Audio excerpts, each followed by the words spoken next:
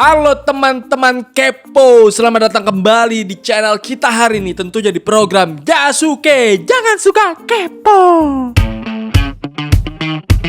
Guys, makin kesini tuh kehidupan kita kayaknya makin mirip kayak film-film sci-fi ya, atau film-film fantasi coy, kalau lu nggak tahu arti sci-fi. Karena menurut gue, yang dulunya itu mustahil, sekarang tuh kayaknya kok makin terwujud gitu ya. salah satu yang paling gokil di dalam sejarah perkembangan peradaban manusia adalah penemuan alat transportasi.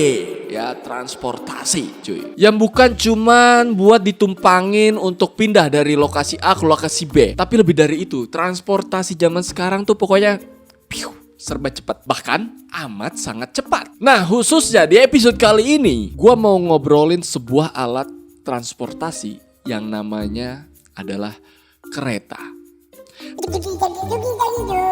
Yang sampai saat ini tuh kereta bukan cuma sebuah alat yang bisa jalan di atas rel, gujuk, tapi speednya udah cepat banget cuy. Omongan gue lebay ya, tapi ini bisa gue buktikan dengan fakta-fakta bahwa ada kereta-kereta yang mendapat julukan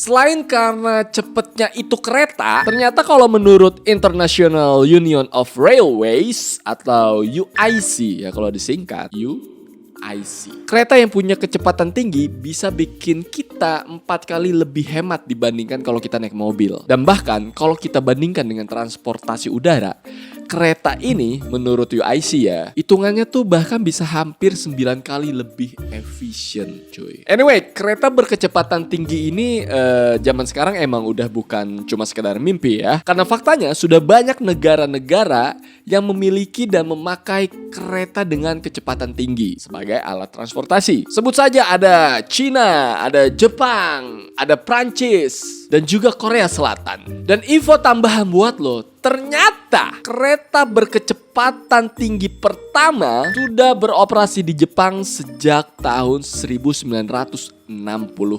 Dan dulu, atau bahkan kayaknya sampai sekarang ya, di Jepang kereta itu dijuluki dengan nama Shinkansen atau kereta peluru.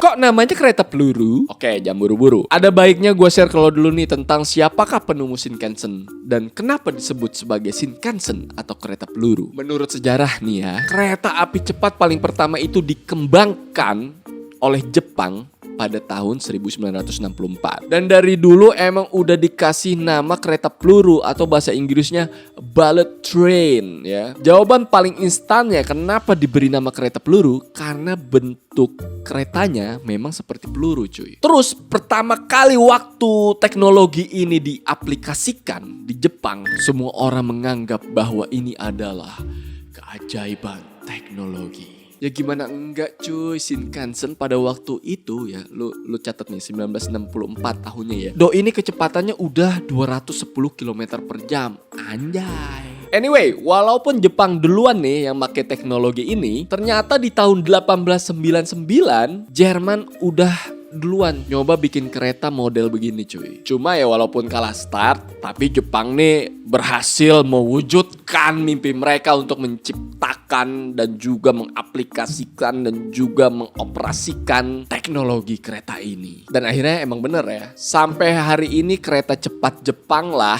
yang menjadi kereta tercepat di dunia nomor 1. Ya udahlah, daripada kita udah terlanjur penasaran dan menebak-nebak tentang kereta mana aja yang paling cepat, langsung aja gue beberin ke lo semua tentang negara-negara mana aja yang udah punya kereta berkecepatan tinggi di dunia. Yang pertama ada Shinkansen seri L0 atau L0. Kereta seri yang ini lo pasti udah bisa nebak berasal dari negara mana? Yap, kereta ini berasal dari negara Naruto lahir, yaitu Jepang. Kenapa dia jadi kereta tercepat? Karena emang rekor kecepatannya di angka 602 km per jam. Wadaw. Anyway, kereta seri L0 ini adalah kereta maglev yang dikembangkan oleh Central Japan Railway dan dirilis di bulan November tahun 2012 lalu. Total panjang kereta Shinkansen L0 ini adalah 299 meter ya.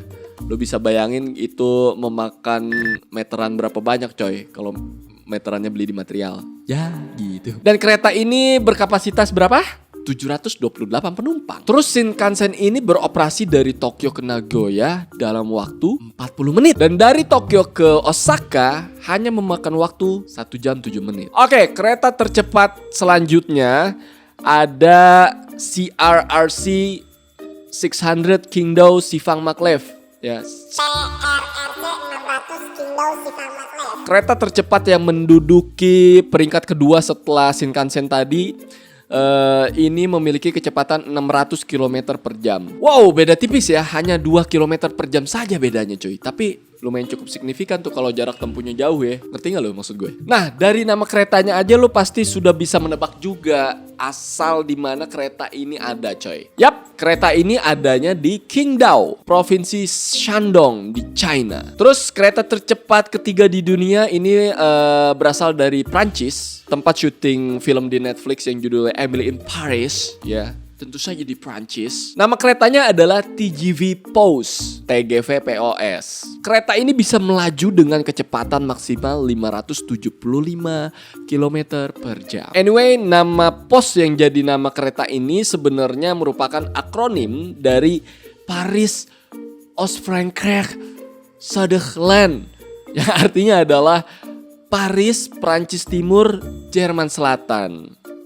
Coba bener gak tuh pelafalan gue? Jadi sesuai namanya banget, kereta TGV POS ini emang menghubungkan Paris, Prancis Timur, dan juga Jerman Selatan. Selain itu, kereta ini juga bisa mengantarkan lo dari Prancis ke Belgia, Luxembourg, Italia, dan juga ke Spanyol. Kalau ngelihat dari panjangnya, setelah gua ukur ya, kereta ini panjangnya 200,19 meter kurang lebih. Dan kereta TGV POS ini ada 19 unit yang beroperasi dengan total kapasitas 360 penumpang. Selanjutnya ada CRH 380A Hexi yang juga berasal dari Cina nih. Kecepatannya juga nggak kalah ngeri cuy, walaupun dia ini berada di peringkat keempat. Ya, karena kereta ini bisa melaju dengan kecepatan 486 km per jam dengan panjang kereta 200,84 meter. Kereta ini sih udah beroperasi dari tahun 2010 lalu cuy, dan bisa mengantarkan lo dari Shanghai ke Hangzhou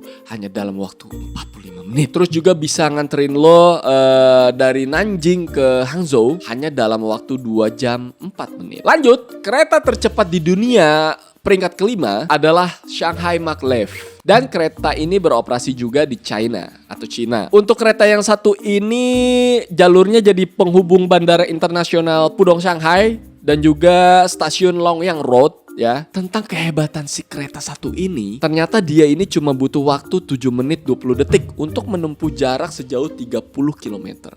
Gokil. Anyway, sebetulnya masih banyak banget kereta-kereta tercepat di dunia selain 5 kereta yang tadi gue sebutkan. Tapi lebih pentingnya lagi, gue mau kasih info ke lo tentang karakteristik bagaimana sebuah kereta itu bisa digolongkan ke dalam atau menjadi sebuah kereta tercepat. Ya, jadi syaratnya kereta ini harus memiliki kecepatan di atas 250 km per jam. Jadi nanti kalau lo nemu sebuah kereta yang kecepatannya melebihi dari 250 km per jam, sudah bisa dipastikan bahwa kereta itu bisa masuk menjadi kereta tercepat di dunia. Anyway, beberapa negara lain juga sedang membangun dan menciptakan teknologi kereta tercepat juga. Tujuannya ya nggak lain dan nggak bukan adalah untuk menciptakan efisiensi yang lebih menguntungkan di dalam transportasi perhubungan antar kota. Ya, ngerti nggak lo bahasa gue? Nah, negara-negara yang lagi sibuk membangun infrastruktur ini adalah